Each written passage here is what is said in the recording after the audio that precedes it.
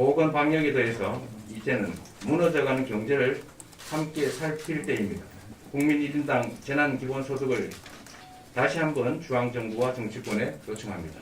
노벨 경제학상 수상자 폴 크루그먼 등 세계적인 경제 석학들이 감세 같은 간접 정책보다 현금 지급 같은 직접 지원 정책을 촉구하고 있고, 홍콩에서는 18세 이상 영주권자 700만 명 모두에게 약 155만 원씩을 지급하기로 했습니다. 미국은 보도에서 나온 것처럼 1인당 1000불의 현금을 지급하는 정책을 시행하고 있습니다. 이 모두가 경제적 재난에 대비하는 일시적 기본소득이라고 할 수 있습니다. 재난기본소득은 가난한 자들을 골라서 혜택을 주는 복지정책이 아니라 불가피한 생계활동으로 생기는 감염 위험을 줄이는 방역정책이기도 하고, 죽어가는 경제를 살리고 순환시키는 응급수요 같은 경제정책입니다. 사용기한이 정해진 지역화폐나 바우처로 지급해서 자영업자와 중소상공인의 숨통을 틔워주고 지역경제를 살려야 합니다. 1인당 100만 원의 재난기본소득 지급을 거듭 제안합니다. 일부에서 세금으로 퍼주는 거 아니냐, 또 정말로 어려운 사람만 골라서 줘야 되는 거 아니냐, 이런 주장을 하고 있는데요.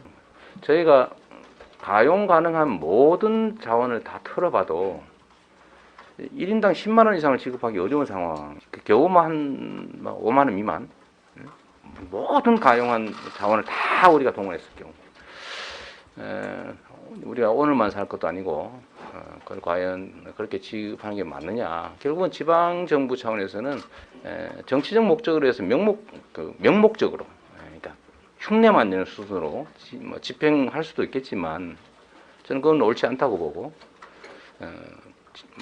국채 발행 권한도 있고, 기체 권한도 있고, 또 세금에 대한 권한도 가지고 있는 중앙정부가 이런 위기시대에 경제정책으로, 복지시책이 아니라 죽어가는 경제를 살리는 경제정책으로 채택하는 것이 옳다고 생각합니다.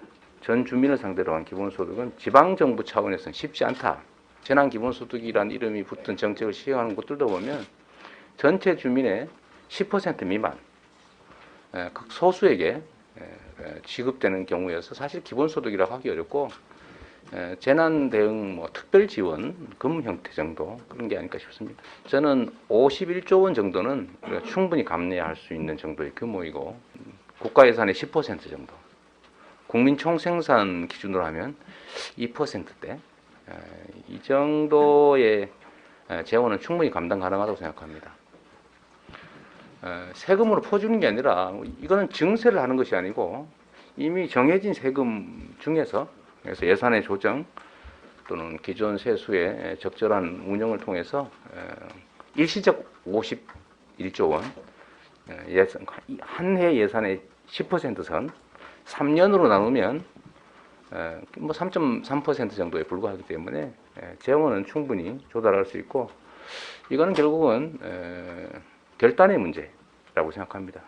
오해와 편견을 불식하고 국민적 이해를 돕기 위해서 시기, 방법, 장소, 상대를 가리지 않고 기본소득 끝장 토론을 공개 제안합니다. 또 일부를 골라서 주자, 자꾸 이런 주장을 하는데 매우 도덕적이고 윤리적 주장으로 보이지만, 실제로는 이 재원을 부담하는 납세자 또는 세금을 많이 내는 사람, 이런 사람들 다 골라 빼고 세금을 내지 않거나 매우 적게 내는 사람들만 혜택을 보게 되면 이 정책 자체에 대해서 국민적 저항이 발생합니다.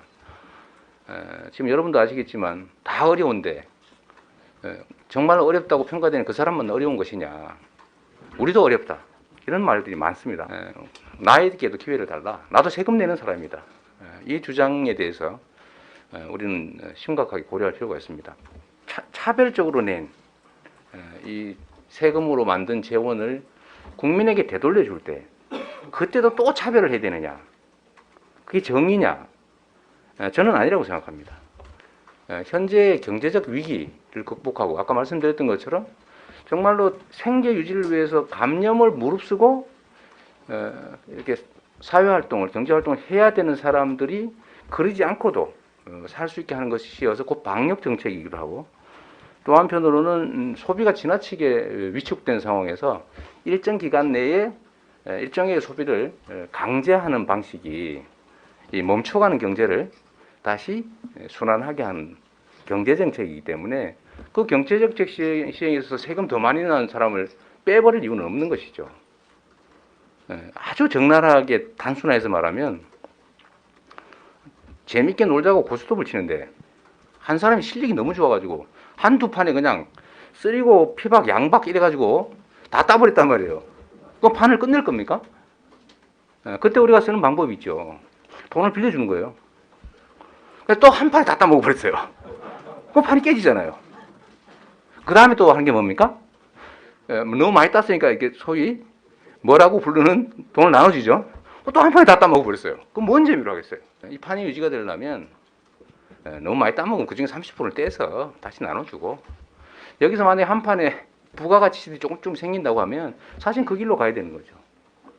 옛날에는 그 한 판에 고스톱의 그 소위 타짜가 실력이 좀 낮아가지고 한 20판 쳐야 다 따먹었는데, 지금 막 컴퓨터에다가 막 인공지능에다가 이런 걸 장착해가지고 하니까 한두 판에 다 따먹는 거예요.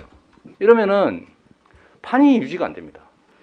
인공지능 뭐 이런 정말 이 첨단 기술 쓰지 말라고 할 수는 없는 것이고, 거기서 생겨나는 과도한 이윤들을 좀 더 많이 판에 좀 나눠서 이 판이 좀 오래 즐겁게 가도록 밤샐 수 있도록 하는 게 좋은 게 아니냐. 저는 그게 현 시대의 경제다 이렇게 생각합니다.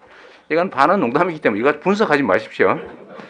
가끔씩 이런 거 분석해가지고 이렇게 말하던데 이렇게 무식하다 뭐 이런 사람도 있던데, 보시는 분들 혹시 제가 무식해서 하는 소리는 아니다는 거 좀 기억해 주시기 바랍니다.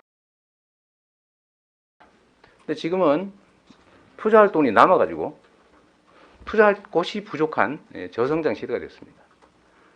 이럴 때 문제는 기업의 지원을 강화해서 공급 측면을 아무리 늘려도 소비라고 하는 국민 다수의 수요가 위축되어 있는 상태이기 때문에 아무리 공급을 늘려도 경제가 활성화되지 않습니다. 투자할 돈이 남는 시대라면 투자 쪽이 아니라 소비 쪽을 진작시켜 주는 게 맞는 거죠. 우리가 고등학교 때 배웠던 경제학 초보 원리 아니겠습니까?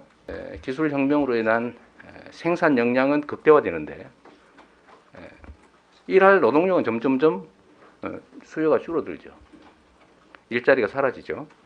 첨단 ICT 산업, 이 기업들이 엄청난 부를 이윤을 얻는데 그들조차 이런 상태로 가면 자본주의 체제 자체가 유지가 안 되겠다. 이런 걱정 때문에 우리가 아는 그 유명한 사람들이 기본소득을 주장하지 않습니까?